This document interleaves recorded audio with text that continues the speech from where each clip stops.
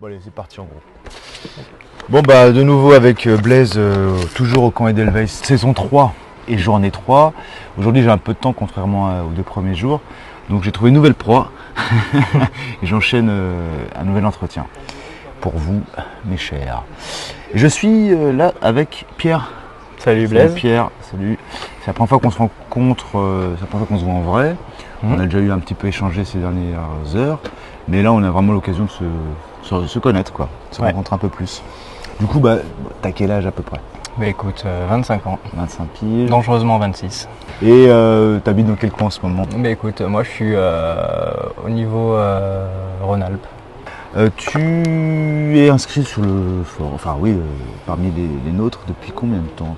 Bah écoute, ça doit être, je dirais, 6 mois, 1 an après la création du forum sur Blos, où j'ai vraiment rejoint, on va dire, la structure. Ouais. Sinon, avant, je suivais déjà, on va dire, Daniel via ses vidéos, notamment depuis la période de Dictateur.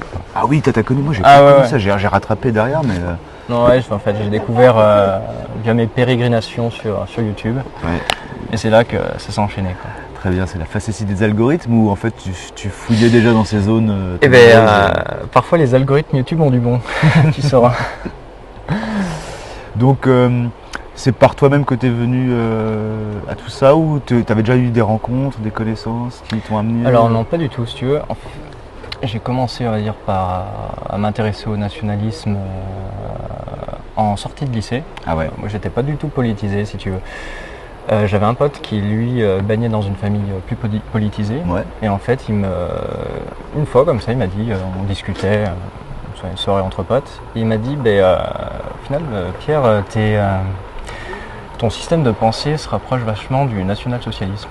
Donc là, je me suis dit, c'est quand même intéressant, quoi. Merde, Ou l'exorciste. Je me suis dit, bon, quand même, écoute, la Shoah, c'est quand même pas abrupt ce que tu me racontes là. Oui. Donc là, il a tout de suite enchaîné en fait sur, oui, mais il paraît que, je sais pas si tu connais Vincent Renoir, quoi.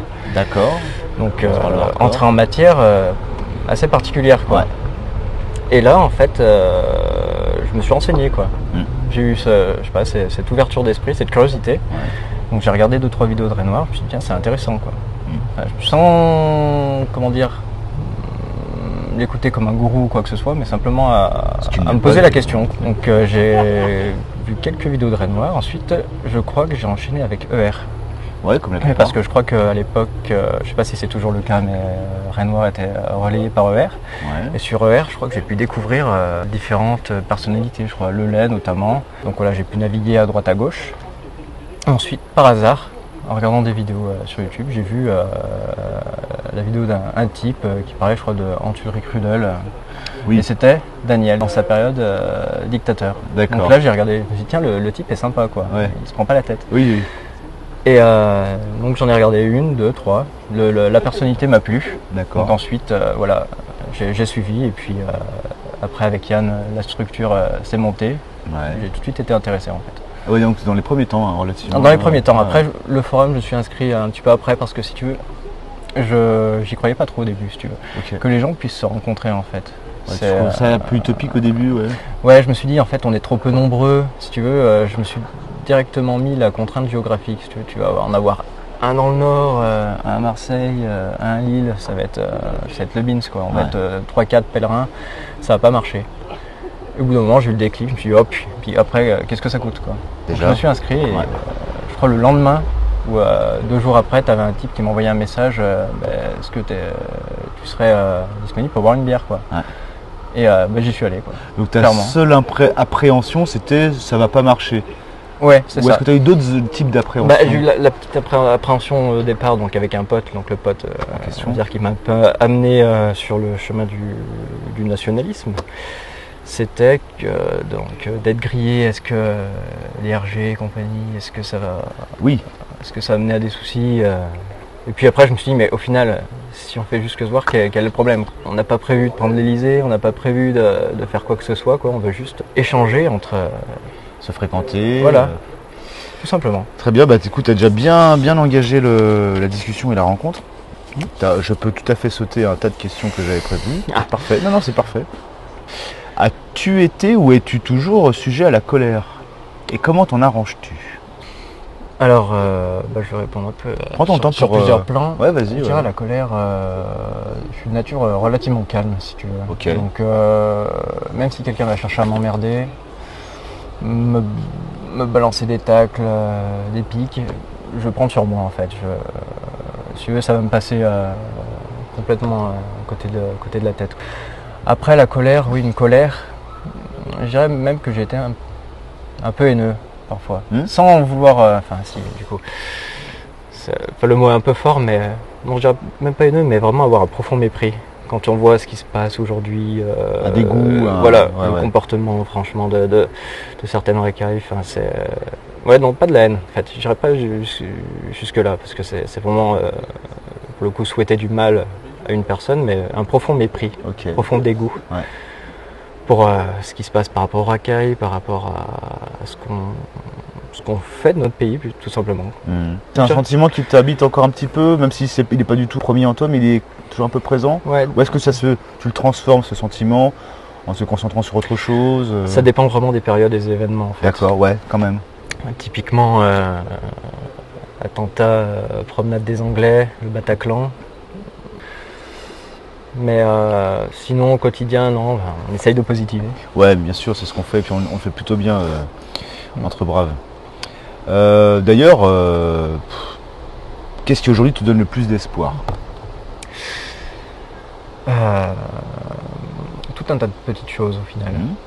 Bon, déjà par rapport à Suablos, le fait que donc là c'est la 3e édition, on grandit et toujours en fait, c'est notamment un point que je redoutais avant d'y aller, au camp, c'était que ça vire en fait à la guerre des étiquettes, les querelles de chapelle, tout un peu cette masturbation mentale sur certains sujets qui n'ont pas lieu d'être.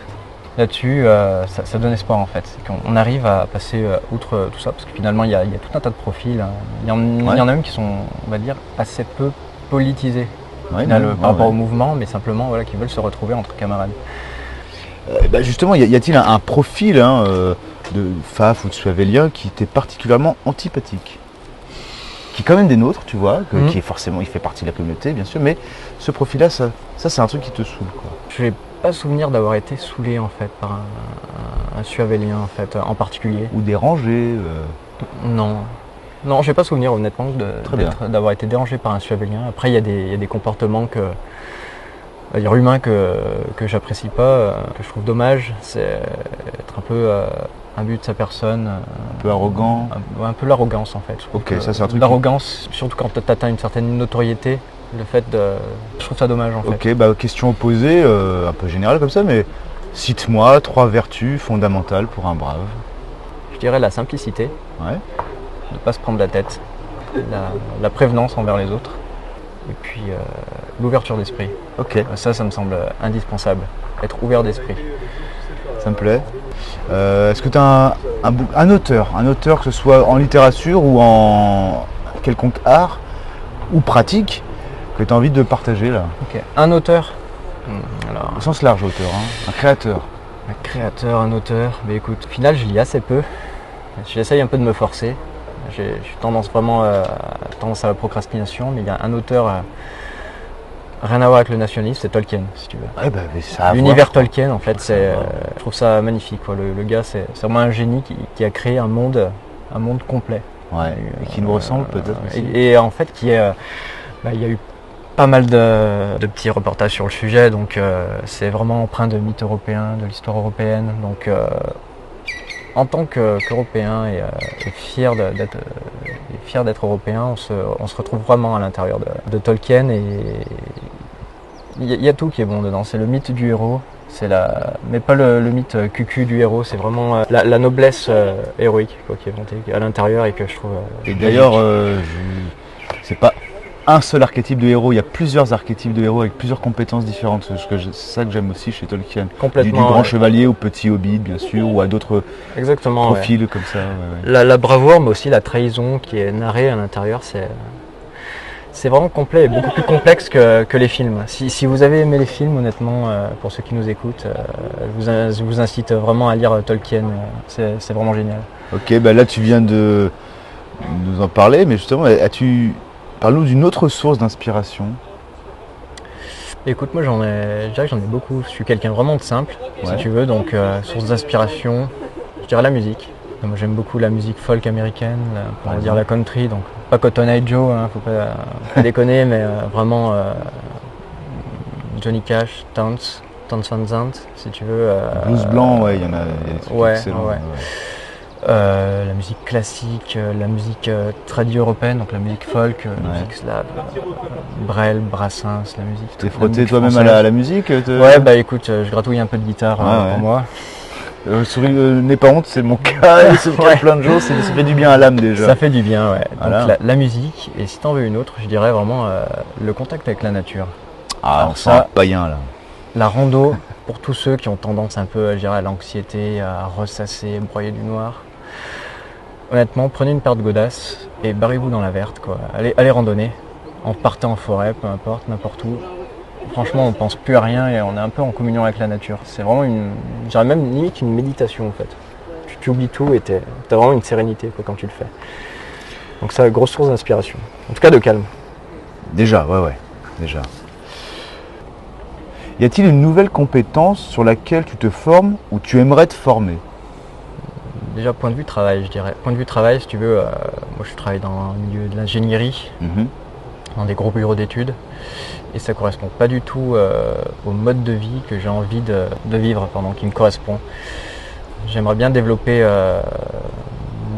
une autre compétence, si tu veux, pour une reconversion professionnelle, mais le problème c'est de savoir quoi. D'accord. C'est pas le tout d'avoir de la volonté de vouloir faire, mais encore faut-il savoir quoi faire, et ça c'est relativement difficile. On en parlait hier tous les deux pendant la randonnée là, qu'on a Exactement, faite. ouais. On a parlé d'un LinkedIn voilà, pour les braves. Quoi. Pour les braves, donc c'est un genre de woofing au final. Oui, de formation, transmission, complètement. Coup de main et en même temps t'apprends. Histoire que la personne puisse montrer pendant une semaine ou deux son travail à l'un de nos camarades, et puis d'acquérir une nouvelle compétence, et puis pourquoi pas de découvrir quelque chose qui nous plaît et une voie au final. Tiens, d'ailleurs, tu vis plutôt en ville, à la campagne, entre les deux? Alors moi c'est un peu compliqué, si tu veux, je travaille sur une grande ville. Ouais. Et je vis à la campagne, donc j'ai beaucoup de trajets à faire. Ouais. Avant, je travaillais dans un tout petit BE, donc un petit bureau d'études à la campagne. Et au final, donc, le cadre me plaisait, mais si tu veux, petit bureau d'études, faible salaire, peu de perspectives d'évolution. Donc je me suis dit, écoute, on va essayer de viser plus haut, on va viser un grand BE, on va essayer d'intégrer une grande ville, et au final, ça me va pas, tu vois. Plus de désavantages que d'avantages? Salaire plus élevé, avantage au travail, mais après c'est le cadre de vie. Ouais. Franchement, m'implanter dans une grande ville, maintenant non, c'est vraiment pas ce que je recherche. Moi je recherche plus le calme, la sérénité, le trajet, les transports, l'anxiété que ça mène, les grands groupes, le stress auquel tu es soumis. Faut que tu mettes en cohérence ton activité professionnelle et ton cadre de vie. Tout. Mais quand on a la possibilité de pouvoir changer, je pense qu'il faut le faire, quoi. Il ne faut pas rester à s'encrouter.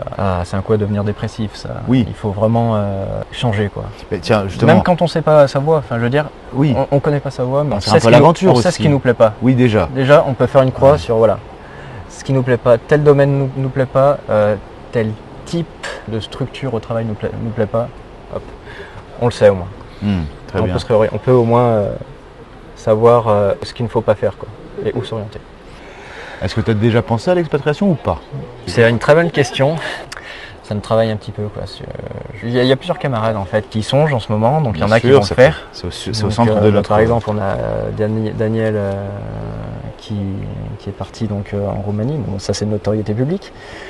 Il y a d'autres camarades donc, qui nous ont dit qu'ils songeaient à le faire, d'autres qui sont en train de le faire. Et j'ai pensé pour la sécurité, pour plus avoir tous ces petits problèmes qu'on a au quotidien. Mais d'un autre côté, il y a vraiment la nostalgie du pays, quoi. Et surtout, quoi faire quand on va là-bas? Alors voilà. Il faut avoir quand même une compétence. Je vais te poser une question parce que c'est un sujet qui est au centre de nos réflexions communautaires, particulièrement en ce moment, et qui le sera pendant longtemps. On est en train de se demander, est-ce qu'il ne serait pas intelligent, pour ceux qui ont déjà le projet de partir faire des balades ou de s'installer dans tel ou tel pays, à l'est ou à l'ouest ou au nord, rarement au sud, bref, de les missionner d'une certaine façon pour qu'ils nous fassent un petit rapport avec un outil qui permettrait de faire un retour à ceux qui se posent cette question-là ou à ceux qui restent, Ça pourrait être intéressant, d'ailleurs ça a été, je crois, plus ou moins proposé pendant ces jours. Donc ça nous permettrait déjà de voir comment ça se passe au niveau du pays, si c'est différent de la France, les mœurs, les coutumes, le système au travail, comment ça se passe. Pour tout ce qui est les questions qu'on pourrait se poser, l'expatriation, comment ça se passe déjà, de quel système on dépend pour la sécurité sociale, pour les mutuelles, est-ce qu'on cotise. Et aussi, parce que bon, on est différent d'une personne à l'autre, on n'a pas la même conception des choses, mais on reste tout de même un Français, on a quand même un mental de Français, donc on pourrait savoir déjà si tel ou tel pays se rapproche un peu du nôtre, les mœurs, les coutumes, etc. Donc ça pourrait être permet d'avoir des intéressant. échos comme ça, c'est un peu régulier, ouais. Complètement, ouais. Alors, plus rien à voir, mais est-ce que notre communautarisme te demande-t-il ou t'a-t-il demandé un effort particulier? Alors, un effort. Déjà, j'ai envie de dire oui, de manière simple, parce qu'on n'a rien sans rien. Voilà. Après, quel effort est-ce qu'on fournit? Par exemple, là, pour aller au camp, on a pris des vacances, donc effectivement, on a peut-être pour certains sacrifié le fait de ne pas aller dorer la pilule sur la côte, peut-être de voir la famille un peu moins longtemps, mais en même temps, c'est que quelques jours de l'année, donc c'est largement faisable. Après, les efforts au sein de la structure, c'est pas vraiment un effort, puisque on le fait vraiment de manière volontaire, on a envie de le faire, si tu veux.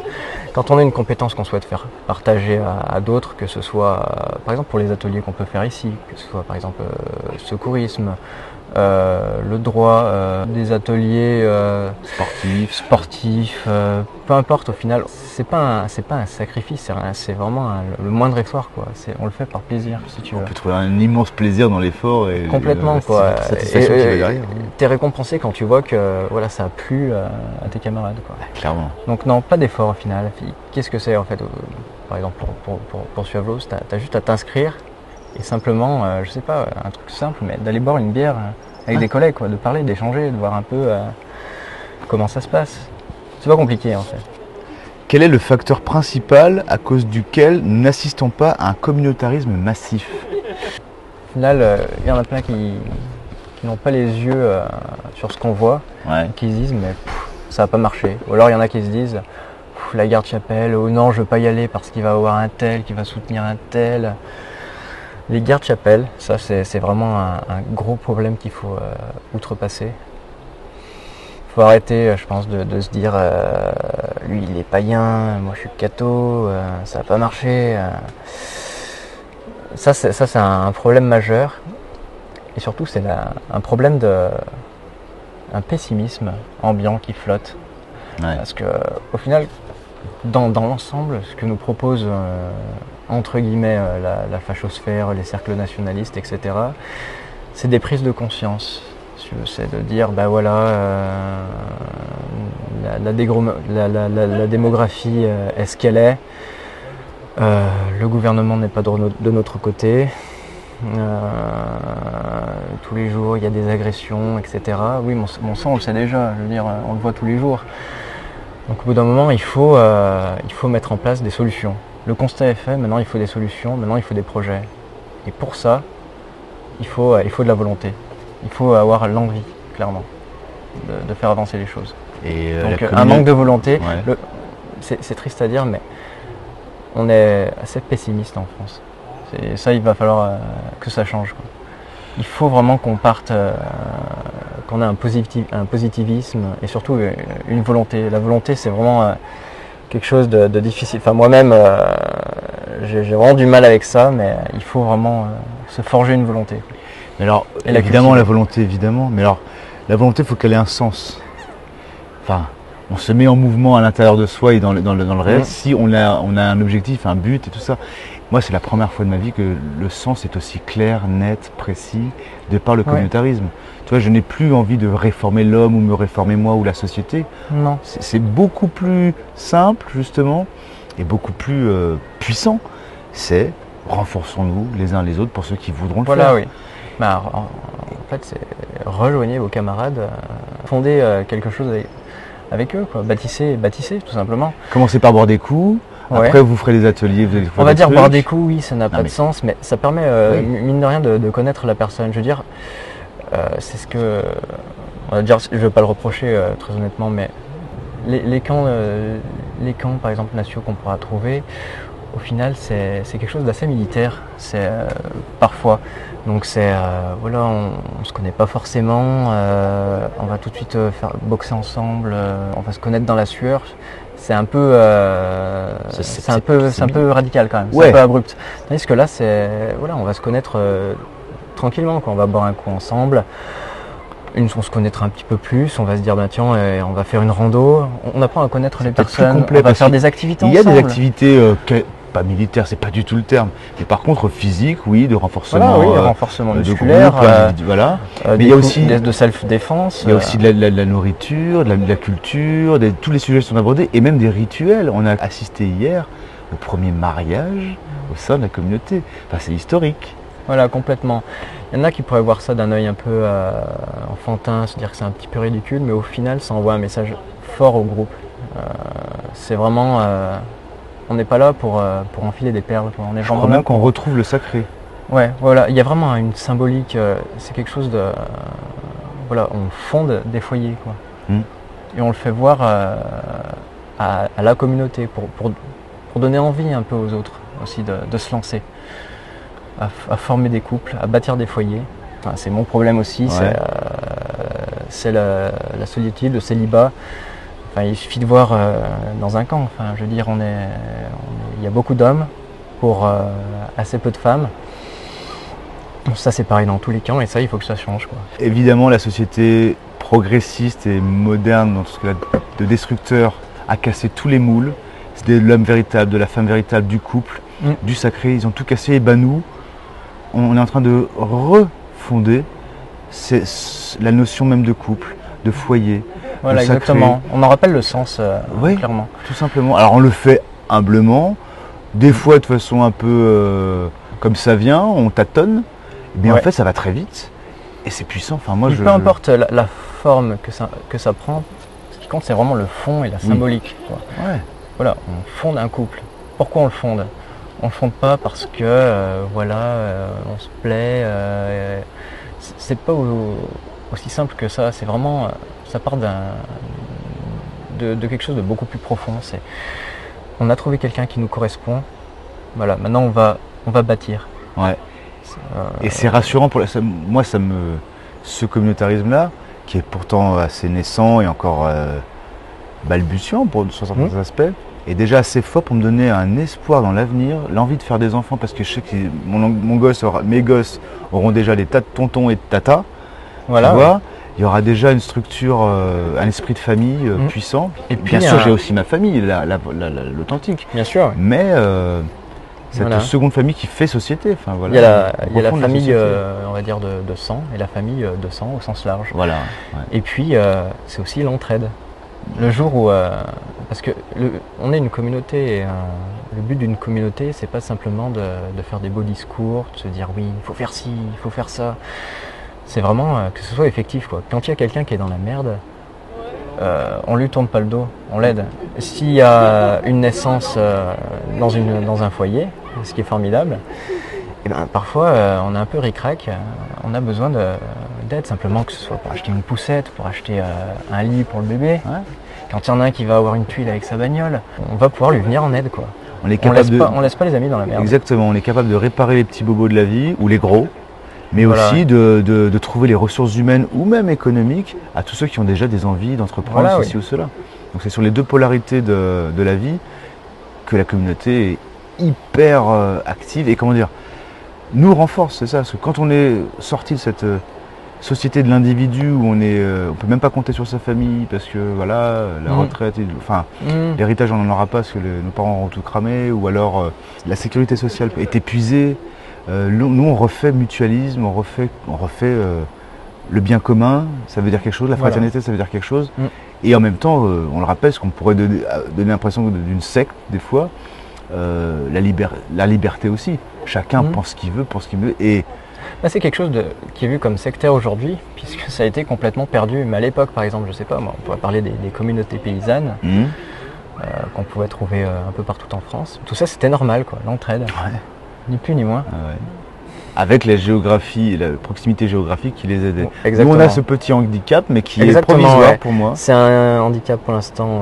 On va dire que c'est le handicap majeur. Ouais. pour l'instant. Pour moi, c'est ça. Hein. C'est pour bâtir des projets ensemble, des choses qui pourraient nous rapprocher et puis qui pourraient avoir un résultat concret. Par exemple, je sais pas, moi je vais prendre un truc complètement au hasard. Tout à l'heure, on a eu un petit atelier permaculture qui nous a été présenté par un camarade qui est assez pointu sur le sujet. Bah, c'est par exemple un jardin participatif. Quoi.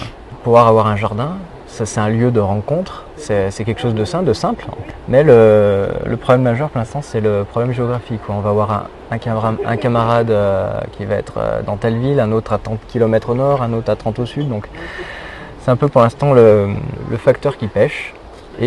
Mais qui envoie, on va y remédier petit à petit. Ouais, bon, on n'a qu'à voir au camp. Première édition, c'était quoi? On était 25 personnes. 25-30, deuxième une soixantaine. Là on est quoi? On est plus de 100, ouais. Donc petit à petit, on y va quoi. Ce qu'il faut, comme le disait Timothée dans une de ses vidéos, c'est d'être viral en fait. C'est vraiment de donner l'exemple aux autres, de donner l'envie aux autres de nous rejoindre. Je pense que ça sert plus à rien d'essayer de convaincre les gens de ci, de là, sur la politique. Non. Il faut avoir un mode de vie qui donne envie aux autres. Ouais. Ah bah oui. J'en ai pas Tout de mots tellement simplement. c'est ce qui se répète. Donner l'exemple et les gens nous rejoindront d'une manière ou d'une autre. Ouais. Est-ce que tu as un dernier message à faire passer aux auditeurs? Ben, honnêtement, forgez-vous une volonté et agissez, simplement. Sortez, rencontrez des camarades, c'est indispensable. On n'obtient rien derrière un clavier. Quoi. Le constat aujourd'hui est fait. On est dans la merde, actuellement. Mais si on veut s'en sortir, on pourra s'en sortir. Nos pères ont connu bien pire. Il tient qu'à nous de nous en sortir. Et au camp, on vit un petit moment de paradis. Exactement. L'ambiance, colonie de vacances entre camarades. C'est vraiment depuis le début là, on est 3 jours, 4 jours. 3 jours déjà, ouais. Aucune prise de tête, aucun conflit, rien du tout, mais simplement du pur bonheur quoi. On est juste en train de se dire bah merde, ça finit dans 2 jours quoi. Ouais, c'est ça. Il aurait fallu faire sur une semaine. Mais ça charge pour tout le reste de l'année, comme je le répète. Merci à toi Pierre. Ben, merci Blaise. Allez. Salut.